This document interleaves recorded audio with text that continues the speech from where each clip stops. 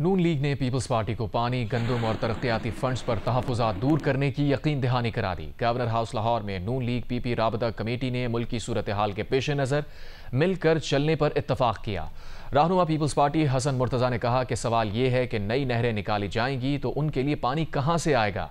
Speaker Punjab assembly Malik Mohammad Ahmad Khan ने कहा, नहरों पर सिंध के तहफ़्फ़ुज़ात दूर होने चाहिए। पानी का इशू सियासी नहीं तकनीकी है, तकनीकी मामलात पर बात होनी चाहिए। इजलास में पंजाब में पावर शेयरिंग पर भी पेशरफ्त का जायजा लिया गया।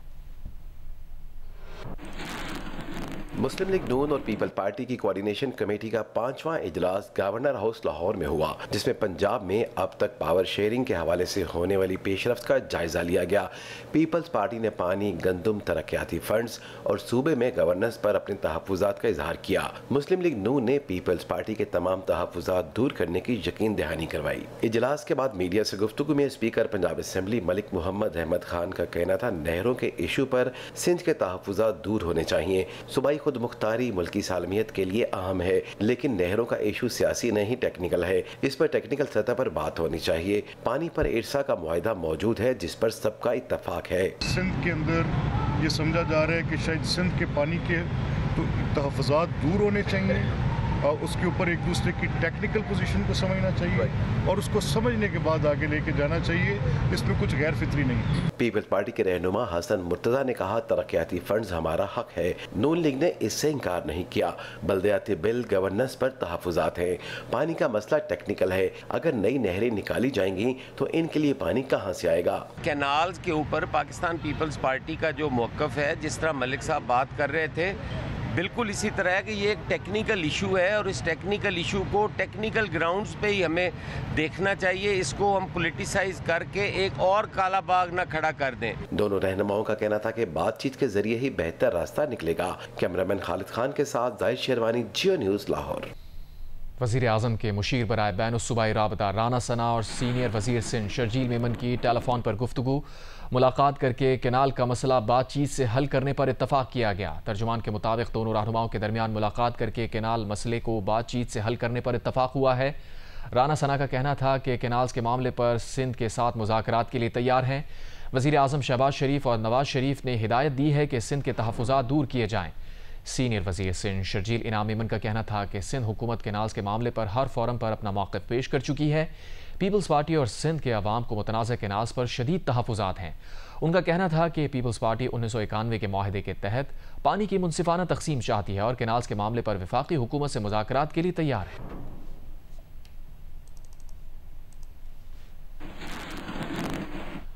वफाकी वज़ीर आबी वसाइल मोइन वट्टू ने कहा है कि ग्रीन पाकिस्तान मंसूबे के तहत 2 नहरें सिंध में, 2 पंजाब में और 1 बलूचिस्तान में बननी हैं।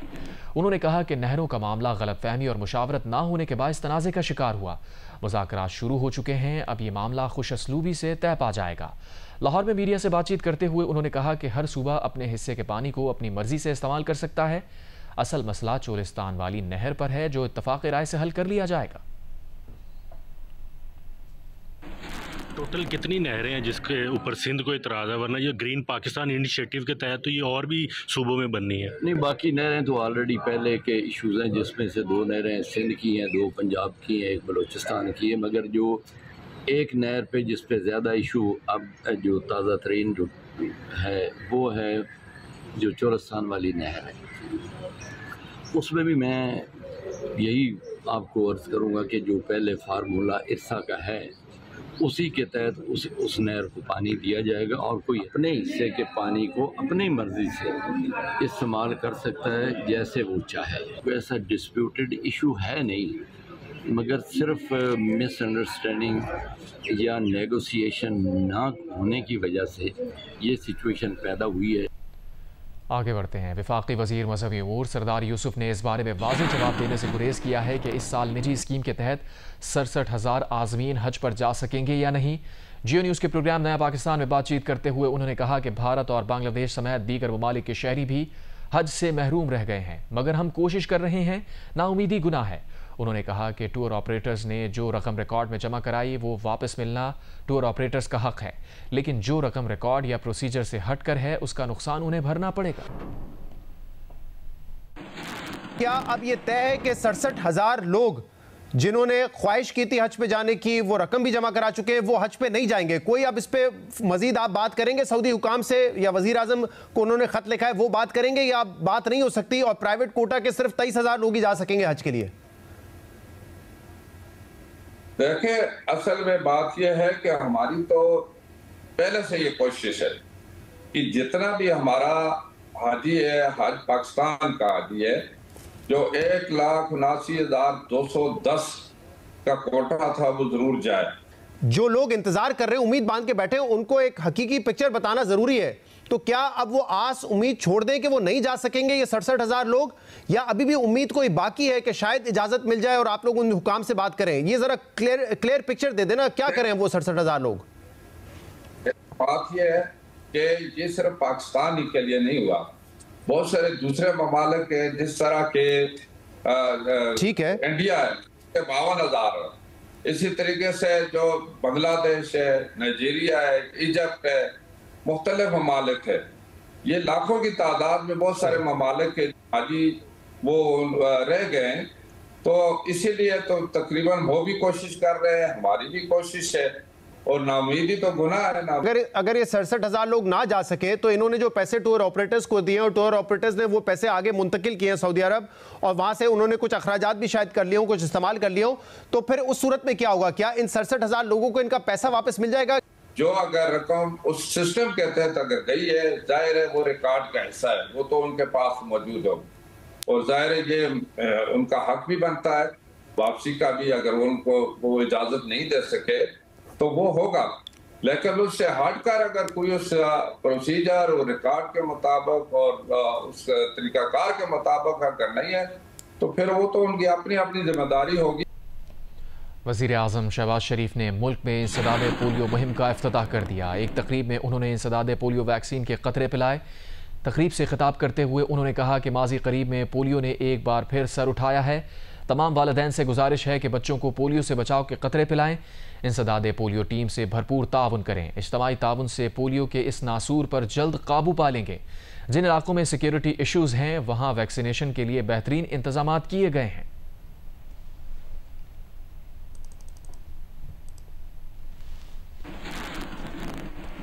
मुत्तहदा अरब इमारात के नायब वज़ीर आज़म 2 रोज़ा दौरे पर इस्लामाबाद पहुँच गए हैं। नायब वज़ीर आज़म इसाक़ डार ने शेख अब्दुल्ला बिन ज़ायद अल नहयान का इस्तक़बाल किया। शेख अब्दुल्ला बिन ज़ायद अपने 2 रोज़ा दौरे के दौरान वज़ीर आज़म शहबाज शरीफ और नायब वज़ीर आज़म इसाक़ डार से मुलाकात करेंगे।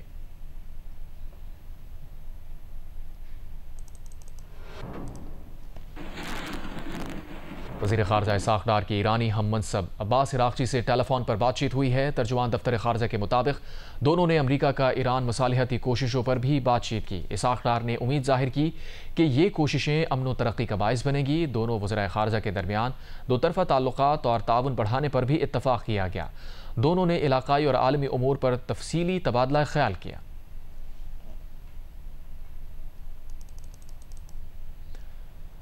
वज़ीर ख़ारजा इसाक़ डार का ओमान के वज़ीर ख़ारजा से टेलीफोनिक राबता हुआ। दोनों वज़राए ख़ारजा ने इलाक़ाई और आलमी उमूर पर गुफ्तगू की। दोनों वज़राए ख़ारजा ने दो तरफ़ा ताल्लुक़ात पर इत्मीनान का इजहार किया। दफ्तर ख़ारजा के मुताबिक ओमान के साथ रवाबित मस्बत समत में आगे बढ़ रहे हैं। ईरान और अमरीका के दरमियान कल रोम में होने वाले मुज़ाकरात में दोनों वफूद अलहदा कमरों में बैठे। ओमान के वज़ीर ख़ारजा ने पैगामात का तबादला किया। ईरान अमरीका मुज़ाकरात का तीसरा दौर आइंदा हफ्ते ओमान में होगा। गवर्नर खैबर पख्तूनख्वा फैसल करीम कुंडी ने कहा है कि नहरों का मसला मुश्तरका मफादात कौंसिल के जरिए हल किया जाए। एक तकरीब में गुफ्तगू करते हुए फैसल करीम कुंडी ने कहा कि मीडिया पर बयानात के बजाय आइनी फोरम का इस्तेमाल करना होगा। इस मौके पर वज़ीर मुमलिकत बराए दाखिला तलाल चौधरी ने कहा कि नहरों के मसले पर नून लीग और पीपल्स पार्टी के दरमियान राबता हो गया है। एक इशू है, मैं समझता हूँ कि इशू सॉल्व होना चाहिए। जो आप नहरों की तरफ इशारा करेंगे वो एक इशू है, मैं समझता हूँ कि उसके लिए एक फ़ोरम है और वो फ़ोरम है CCI। तो मैं समझता हूँ कि CCI की मीटिंग फिल फॉर बुलानी चाहिए। हमें मीडिया के ज़रिए बातचीत नहीं करनी चाहिए बल्कि फ़ोरम से बातचीत करनी चाहिए। मुज़ाकरात होने चाहिए। जो हमारे रिजर्वेशंस हैं, जिसके सूबे की रिजर्वेशन है, उसको दूर किया जाए। बिलावल साहब मुल्क से बाहर थे, नहीं तो वज़ीर आज़म उससे पहले ही पीपल्स पार्टी को इत्मीनान में लेना चाहते थे। एक हाईएस्ट लेवल पे आज राब्ता हो गया है और हमने पहले भी मिल के पाकिस्तान के जो कौमी मुफाद के इश्यूज़ थे उन्हें सॉर्ट आउट किया है और आइंदा भी करेंगे। कोई ज़ाती मामला नहीं है, कोई ज़ाती फ़ायदे की बात नहीं है या पार्टी की बात नहीं है, बात वो सूबे की और वफाक की हम करते हैं। तो जो जिसका हक बनता है बिल्कुल उसको हम बैठ के एक टेबल पे करेंगे। पाकिस्तान में जो पॉलिटिकल स्टेबिलिटी है उसको हम नुकसान नहीं होने देंगे, क्योंकि इसी पॉलिटिकल स्टेबिलिटी से पाकिस्तान की इकॉनमी स्टेबल हुई है और इसी की वजह से आज हम दहशतगर्दी के खिलाफ जो एक जंग है वो इकट्ठे होकर लड़ रहे हैं। अमीर जमात इस्लामी ने फ़लस्तीनियों के साथ खड़े होने के लिए 26 अप्रैल को मुल्क गिर हड़ताल का ऐलान कर दिया। कहा 27 अप्रैल को अगले लाहेमल का ऐलान करेंगे। हाफिज़ नईमुर रहमान ने कहा कि हमें अब मुत्तहिद होकर इसराइल को रोकना पड़ेगा। कोई और काम करे ना करे, पाकिस्तान को ये काम करना पड़ेगा। इस्लामाबाद में गज़ा मार्च से खिताब करते हुए अमीर जमात इस्लामी हाफिज़ नईमुर रहमान ने कहा कि आज आपने फ़लस्तीन से एकजहती का पैगाम दिया है। हुक्मरान सोए हुए हैं लेकिन ये उम्मत सोई हुई नहीं है। हम अगर आज मार्च की कॉल दे दें तो कोई सिपाही या कंटेनर हमारा रास्ता नहीं रोक सकता, लेकिन हम पाकिस्तान का इमेज ख़राब नहीं करना चाहते। अमीर जमात इस्लामी का कहना था कि पाकिस्तान में कोई लड़ाई या कोई तकसीम नहीं है। हुक्मरानों, गैर मुस्लिमों से गैरत हासिल करो। गैर मुस्लिम नौजवान अपने मुस्तकबिल की फ़िक्र किए बगैर फ़लस्तीन के हक़ में आवाज़ उठा रहे हैं। नेतन्याहू पर दबाव डालने के लिए अमरीका पर दबाव डालना होगा। इसराइल से ताल्लुकात बढ़ाने का सोचना भी मत। उठो, फ़लस्तीन का मुकदमा लड़ो। मोहम्मद के ग़ुलामों को अमरीका की ग़ुलामी कबूल नहीं। पाकिस्तान में हमास का दफ्तर खोला जाए।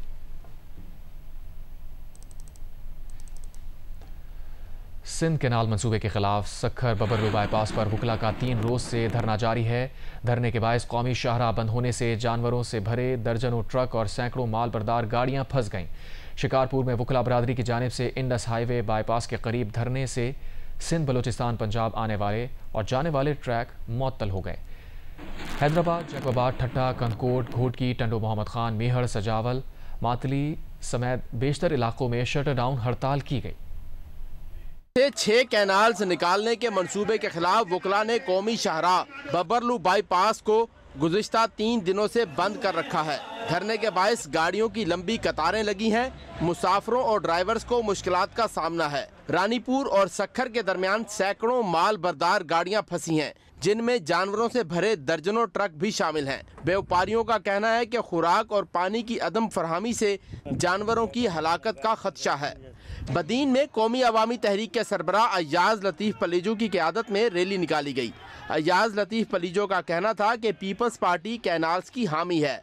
अवामी तहरीक के मरकजी सदर एडवोकेट वसंत थरी ने हैदराबाद में प्रेस कॉन्फ्रेंस में कहा कि बबरलू धरने में भरपूर शिरकत करेंगे। जीए सिंध कौमी महाज की काल पर हैदराबाद की तहसील कासिमाबाद और टंडो जाम तालुका समेत बेशतर इलाकों में शटर डाउन हड़ताल की गई। वज़ीर इत्तलात पंजाब आज़मा बुखारी ने कहा है कि गज़ा के नाम पर लोगों की इमलाक को नुकसान पहुँचाया जा रहा है। लाहौर में न्यूज़ कॉन्फ्रेंस के दौरान आज़मा बुखारी ने कहा कि जिस फूड चेन को निशाना बनाया जा रहा है उसमें 25,000 पाकिस्तानियों का रोज़गार वाबस्ता है। इस वक्त सोसाइटी के अंदर शायद मैं समझती हूँ कि सियासी दहशतगर्द हों या शिद्दत पसंद गिरोह हों, वो अपनी कार्रवाइयाँ जो हैं वो किसी न किसी शक्ल में कर रहे हैं। और कुछ दिन से जो है वो फ़लस्तीन और गज़ा से यकजहती के नाम के ऊपर लोगों के कारोबार को और इमलाक को नुकसान पहुंचाया जा रहा है, जिसके ऊपर मैं आपसे कुछ गुफ्तगू जो है वो करना चाहती हूँ। इन जो फूड चेन्स हैं जिनके ऊपर पंजाब में भी कहाँ कहाँ हमले हुए और उसकी डिटेल्स भी इंशाल्लाह आपके साथ शेयर करती हूँ, लेकिन ये पहले बताने की ज़रूरत है कि इन फूड चेन्स में 25,000 पाकिस्तानी, कौन 25,000 पाकिस्तानी, कोई यहूदी काम नहीं करता, इसमें यहाँ पर पाकिस्तानी काम करते हैं। और जहाँ जहाँ इन फूड चेन्स को निशाना बनाया गया वहाँ पर पाकिस्तानी शहरियों को नुकसान हुआ है। ज़ख्मी भी पाकिस्तानी शहरी हुए हैं और हलाक भी जो है वो पाकिस्तानी शहरी हुआ है। और ये गज़ा के नाम पर, फ़लस्तीन के नाम पर ये जिस किस्म की आग लगाने की कोशिश की जा रही है, ये यकीनन ना पाकिस्तानी है ना पाकिस्तान से मोहब्बत करने वाले लोग हैं। ये वो लोग हैं जिनको पाकिस्तान का अमन अच्छा नहीं लगता। नायब वज़ीर आज़म और वज़ीर ख़ारजा इसाक़ डार ने अफ़गान अबूरी वज़ीर ख़ारजा अमीर ख़ान मुत्तक़ी से टेलीफोनिक राबता किया।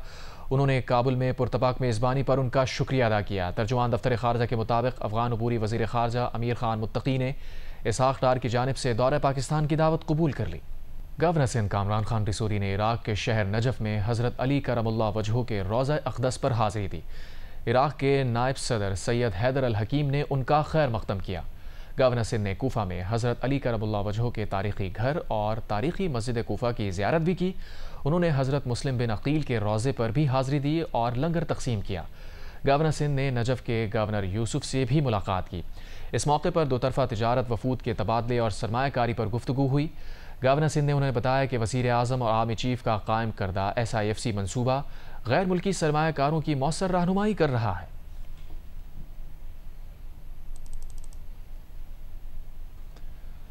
मशहूर हॉलीवुड स्टार एंजेलिना जूली की गजा के मजलूम फ़लस्तीनियों की हिमायत। इसराइली हमलों के खिलाफ डॉक्टर्स विदाउट बॉर्डर्स की रिपोर्ट अपने सोशल मीडिया अकाउंट पर शेयर कर दी। पोस्ट में इज्तमाई क़ब्र और मुनज़्ज़म तरीक़े से फ़लस्तीनियों की बर्बादी को खुसूसी तौर पर हाईलाइट किया। इसराइल मुखालिफ पोस्ट पर इंतहा पसंद यहूदी बरहम एंजेलिना जूली के खिलाफ सोशल मीडिया पर मुहिम शुरू कर दी। डॉक्टर्स विदाउट बॉर्डर्स की रिपोर्ट के मुताबिक इसराइल ने गजा को फ़लस्तीनियों और उनके मददगारों के लिए इज्तमाई क़ब्र बना दिया। इसराइली फ़ौज ने गजा पर बर्री, बहरी और फ़ज़ाई हमले दोबारा शुरू कर दिए। लोगों को ज़बरदस्ती बेघर किया, जानबूझकर ज़रूरी इमदाद रोकी। फ़लस्तीनियों की ज़िंदगियों को एक बार फिर मुनज़्ज़म तरीके से तबाह किया जा रहा है। दूसरी जानिब पोप फ्रांसिस ने ईस्टर संडे पर पैगाम दिया है कि जिसे उन्हें एक मुआविन ने पढ़कर सुनाया। पैगाम में उन्होंने कहा कि वो गजा में फौरी जंगबंदी के लिए अपने मुतालबे का आदा करते हैं। दोनों फरीक़ैन से जंगबंदी और यरगमालियों की रिहाई की अपील करते हैं। पोप फ्रांसिस ने सेंट पीटर्स की मरकज़ी बालकनी से मुख्तसर शिरकत की। वो अभी नमूनिया से सेहतियाब हो रहे हैं। 88 साला पोप फ्रांसिस डॉक्टर्स के हुक्म पर अपनी सरगर्मियाँ महदूद किए हुए हैं। उन्होंने वेटिकन की ईस्टर इज्तिमा की सदारत नहीं की, लेकिन तकरीब के इज्तिमा पर बरक़ात और पैगाम के लिए मुख्तसर वक्त के लिए शिरकत की। दुनिया भर में मसीही बरादरी आज ईस्टर का त्यौहार मना रही है। ईस्टर का मरकज़ी इज्तिमा वेटिकन के सेंट पीटर स्क्वायर पर हुआ। तबीयत खराबी के बायस पोप फ्रांसिस ने मुख्तसर शिरकत की और ईस्टर पैगाम में गजा जंगबंदी का मुतालबा किया। बरतानिया के शाह चार्ल्स और मलिका ने विंडसर कासल के चर्च में ईस्टर दुआया तकरीब में शिरकत की। रूसी सदर पुतिन मॉस्को कैथेड्रल में ऑर्थोडॉक्स ईस्टर तकरीब में शरीक हुए। गजा में इसराइली जंग की वजह से मसीही बरादरी का ईस्टर दूसरे साल भी अफसरदा रहा। शाम के मसीहियों ने गिरजाघरों में दुआया तकरीबात और सड़कों पर म्यूज़िकल बैंड की परफॉर्मेंस के साथ खुशियाँ मनाईं। पाकिस्तान के कौमी शायर अल्लामा मोहम्मद इकबाल की 87वीं बरसी आज मनाई जा रही है। उनके कलाम को पिछले 100 बरसों में कई गुलकारों ने गाया, जो अवाम व ख़ास में मकबूल हुआ।